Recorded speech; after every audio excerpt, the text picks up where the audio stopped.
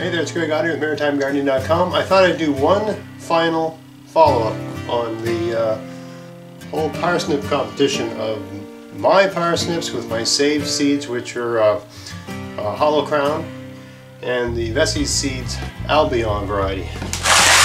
So I picked this morning, chopped out of the ice. So these are mine. Yeah.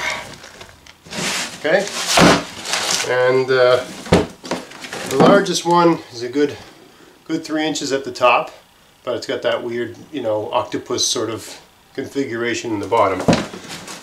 Most of them are like this, which is fair. That's a good sized parsnip, 2 inches at the top. Right, here's another one. Okay, the majority are like this size. They're,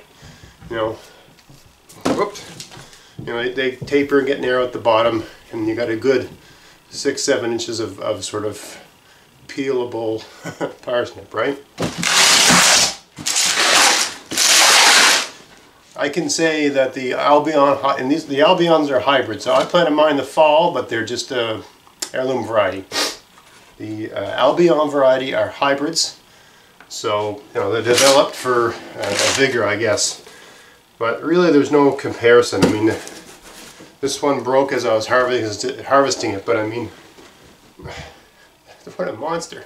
Right? It's huge, right? Here's a good one, right? It's a big one, really big. Right?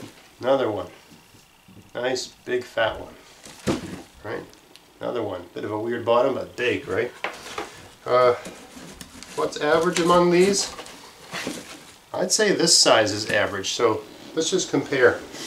So the average size of the hybrids are slightly bigger than the average size of the heirlooms that were planted. Remember, these had less time to grow, right? These were planted in November, these were planted in like April.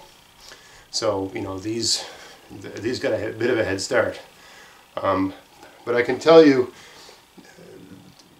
both parsnips were planted in about an equal area, and the Albion weighs more for sure.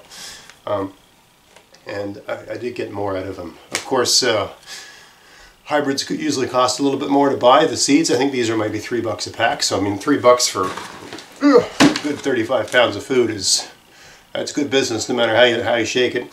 Of course, with the hybrids, you can't save the seeds and replant them. You won't necessarily get the same thing. It's not guaranteed. But at least with these open pollinated heirlooms, you can save the seeds and plant them the next year. So if that's the way you like to garden, that's what you're going to do. But if you're all about size, I would say these are the way to go. And just for those that are, hybrids aren't GMOs. I know there's going to be comments, hybrids are GMOs, they put that stuff in everything. It doesn't work that way. Look up the science. So you can't just buy GMOs, and there's no company that just wants to put GMOs in everything. They develop GMOs so they can charge a lot of money for them.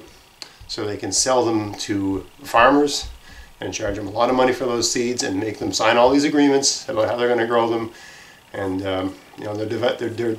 generally they're varieties that are developed for certain characteristics, which typically is they don't mind being sprayed with herbicides, they don't mind being sprayed with pesticides, which is not something you want in your garden anyway.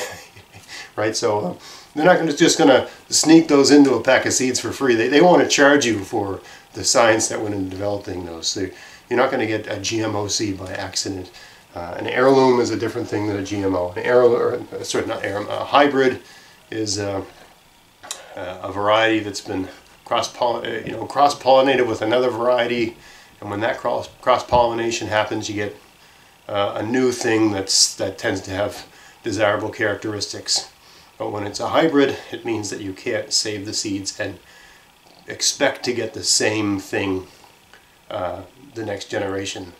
When they can stabilize a hybrid, when they can develop a new variety and save the seeds and get the same thing, then it becomes open pollinated. And everything that's heirloom, people like to use that language. Heirloom just means it's an open pollinated variety that people have been planting for a long time.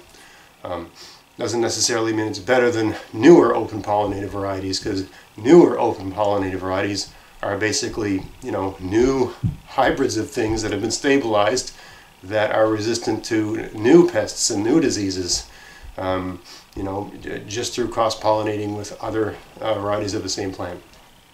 Anyway, I didn't mean to get into a diatribe about GMO versus hybrid versus open pollinated versus heirloom, but it always comes up when you talk about these sorts of things.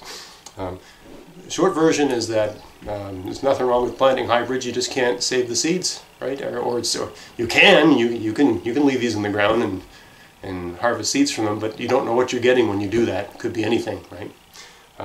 So you got to spend a little bit more. But I mean, I got all of these. This is one pack of seeds, right?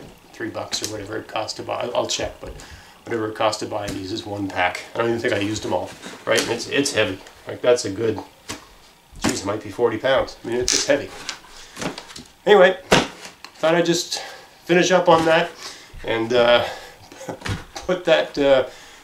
I guess the next experiment to do, and it's too late for me to do it now. I missed it this year.